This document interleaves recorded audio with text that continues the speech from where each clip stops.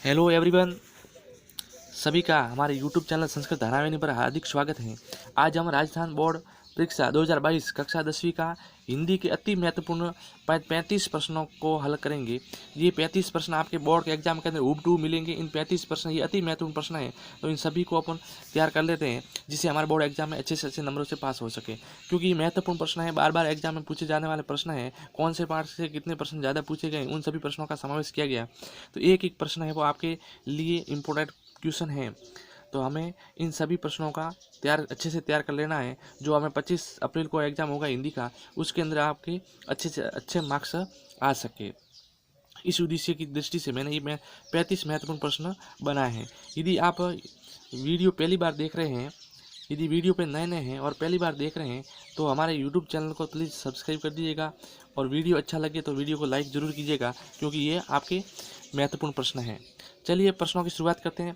पहला प्रश्न दे रखा है हमारा, कौन सा पहला प्रश्न है, महत्वपूर्ण है। तो पहला प्रश्न है, परशुराम को क्रोध करने पर लक्ष्मण ने धनुष के टूट जाने के लिए कौन से तर्क दिए।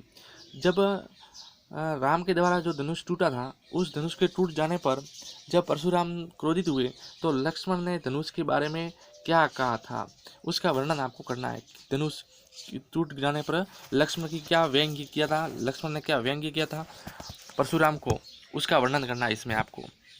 अगला है पाठ लक्ष्मण परशुराम संवाद के आधार पर तुलसी के भाषा सौंदर्य पर 10 पंक्तियां लिखनी है। इस आधार पर भाषा सौंदर्य के आधार पर लिखनी है आपको। ये वेरी इंपॉर्टेंट क्वेश्चन है, सभी आपके एग्जाम में आ चुके हैं पहले। तो भाषा सौंदर्य के आधार पर आपको कितनी लाइन लिखनी है, 10 लाइनें लिखनी है। वेरी इंपॉर्टेंट क्वेश्चन है बोर्ड एग्जाम की दृष्टि से। अगला क्वेश्चन है, गादी मुनु के कथन मुनि ही हरिये सुम का आशय स्पष्ट कीजिए। अब गादी मुनि का मतलब होता है विश्वामित्र। गादी मुनि किसको कहते हैं, तो विश्वामित्र को कहते हैं। ये आपके वस्तुनिष्ठ में प्रश्न बन जाए तो आप याद रखिएगा कि गादी मुनि किसको कहते हैं, तो विश्वामित्र जी को कहते हैं गादी मुनि। और इन पंक्तियों का आशय स्पष्ट करना है। नेक्स्ट चौथा क्वेश्चन है, अगला क्वेश्चन है हमारा, यो कुंभर्तिया कोई नहीं कहने से लक्ष्मण का क्या आशय है। ये भी इंपॉर्टेंट क्वेश्चन है, इसका आशय स्पष्ट करना है इस पंक्ति का। तो इसका आशय स्पष्ट होगा ये लक्ष्मण क्या कहना चाहता है इसके बारे में। अगला पांचवा इंपॉर्टेंट क्वेश्चन है बोर्ड एग्जाम की दृष्टि से, सूर्य के भ्रमर गीत की प्रमुख विशेषता बताइए। ये तो आप 100% रट के ही जाना। भ्रमर गीत की प्रमुख विशेषता क्या है, इंपॉर्टेंट क्वेश्चन है। सूर्य के भ्रमर गीत में प्रमुख विशेषता क्या बताई है वो आपको लिखना है। अगला है, गोपियों को उद्धव द्वारा किया गया योग संदेश कैसा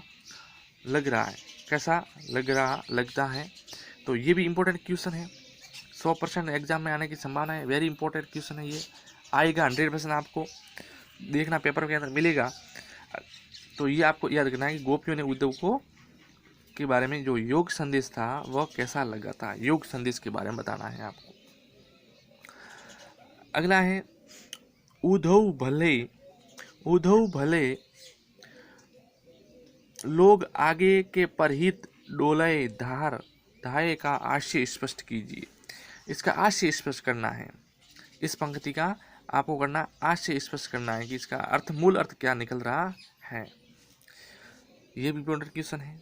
अगला देखिए, अगला प्रश्न है, अगला है, गोपियों के अनुसार राजनीति किसने पढ़ ली थी। तो गोपियों के अनुसार राजनीति किसने, उद्धव ने पढ़ ली थी। वेरी इंपॉर्टेंट क्वेश्चन है, ये आपके वस्तुनिष्ठ में बन सकता है प्रश्न। छोटा प्रश्न है, एक पद का प्रश्न है। नवा प्रश्न है, कठिन परिस्थितियों का सामना करते सीमा पर तैनात फौजियों का जीवन कैसा है। कठिन परिस्थितियों का सामना करते सीमा पर तैनात फौजियों, है ना, का जीवन कैसा है, इसके बारे में वर्णन करना है। अगला है, जितेन के अनुसार गंगटोक का असली नाम क्या था। वस्तुनिष्ठ प्रश्न बनेगा यहाँ से। असली नाम क्या था गंगटोक का। साना साना हाथ जोड़ी गरदहु प्रार्थना हमारे जीवन त्रिमो कौशली पंक्ति का आशय स्पष्ट कीजिए, भाव स्पष्ट कीजिए। इसका अर्थ क्या है स्पष्ट करना है। साना साना हाथ जोड़ी पाठ से लिया गया है। जॉर्ज पंचम की नाक रचना में सरकारी तंत्र और कार्य प्रणाली पर किस प्रकार कठोर व्यंग्य किया गया है। वेरी मोस्ट क्वेश्चन है, 100% बोर्ड के पेपर मिलेगा आपको। जो प्रश्न पाठ वाले में से आपके 100% बनेगा और वो भी लघु निम्नात्मक प्रश्न बनेगा। तो ये निम्नात्मक प्रश्न है, इसका विशेष ध्यान रखिएगा। किस प्रकार नई दिल्ली का काया पलट हो गई? नई दिल्ली का काया पलट किस प्रकार हुआ था? ये भी वेरी इंपॉर्टेंट प्रश्न है। जॉर्ज प्रथम की नाग पाठ की शुरुआत में किस घटना का उल्लेख मिलता है? किस घटना का उल्लेख किया गया इसमें? जॉर्ज प्रथम की नाग घटना का पूरा विवरण है वो देना है। अगला है 15वां, लाट के नाग लगने के प्रश्न को लेकर मूर्तिकार के मन में क्या जिज्ञासा उत्पन्न हुई थी? नाग लगने पर मूर्तिकार के मन में जो जिज्ञासा उत्पन्न हुई थी मन में, उस जिज्ञासा क्या थी वो आपको लिखना है। इसमें प्रमुख जिज्ञासा का वर्णन करना है। भयभीत भोलानाथ की मनोदशा का वर्णन कीजिए। भोलानाथ की जो भयभीत मनोदशा थी उसका वर्णन करना है। ये भी इंपॉर्टेंट क्वेश्चन है आपके। हम लगातार आपको इंपॉर्टेंट क्वेश्चन बता रहे हैं। अभी तक आपने हमारे यूट्यूब चैनल को सब्सक्राइब नहीं किया तो अभी सब्सक्राइब कर दीजिए। वीडियो के नीचे लाल बटन दे रखा है, उसको आप अभी दबा के ब्लैक कर दीजिएगा। बिस्मिल्लाह खान धार्मिक उदारता व सद्भावना के प्रतीक हैं, क्यों? इंपॉर्टेंट क्वेश्चन है ये भी।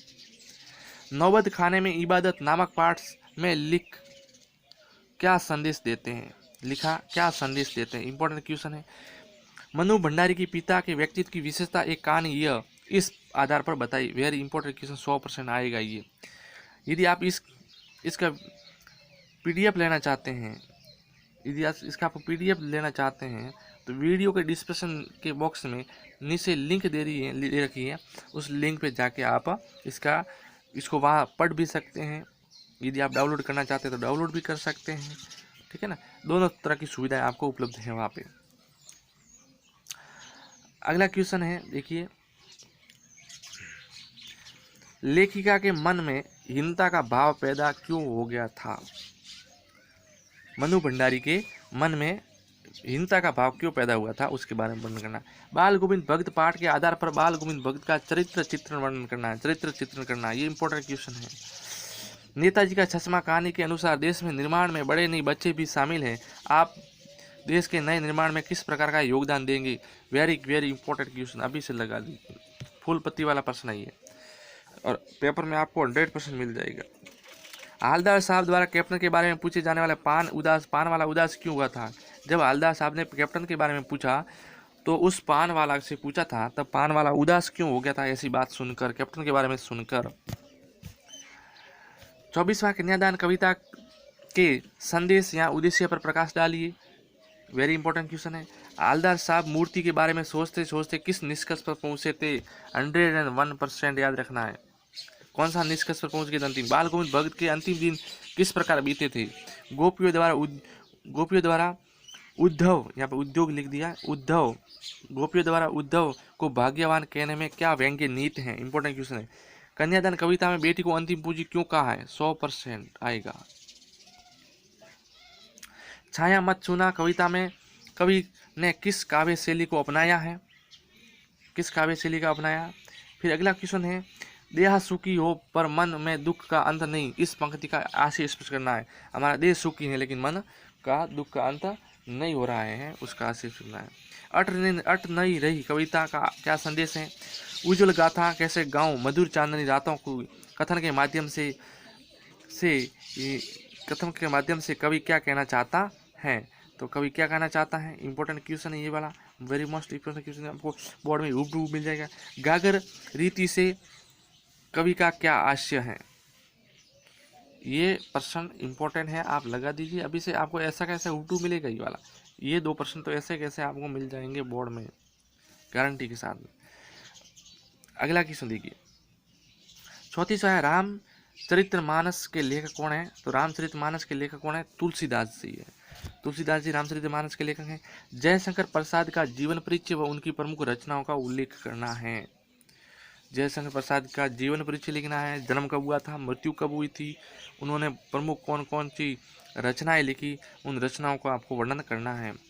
इसके साथ में अगले वीडियो में लेखक व कवि, जो प्रमुख कवि और लेखक हैं, जो आपके बोर्ड एग्जाम में कवि परिचय और लेखक परिचय पूछा जाएगा, उसका वीडियो लेकर जल्दी से हाजिर होते हैं। तब तक के लिए आप यदि हमारे चैनल को सब्सक्राइब नहीं किया तो सब्सक्राइब कर दीजिएगा कि आपके लेखक परिचय में कौन सा इंपॉर्टेंट लेखक है और कौन सा इंपॉर्टेंट कवि है जो उनका लेखक परिचय और उनकी रचनाएं पूछी जाएगी, उसके बारे में मैं आपको 5-10 मिनट का वीडियो है वो आपको अभी से अपलोड करवा दूंगा। तो आप चैनल को सब्सक्राइब जरूर कीजिएगा, लाइक कीजिएगा, लाइक करना बिल्कुल नहीं भूलना है। जय हिंद, धन्यवाद।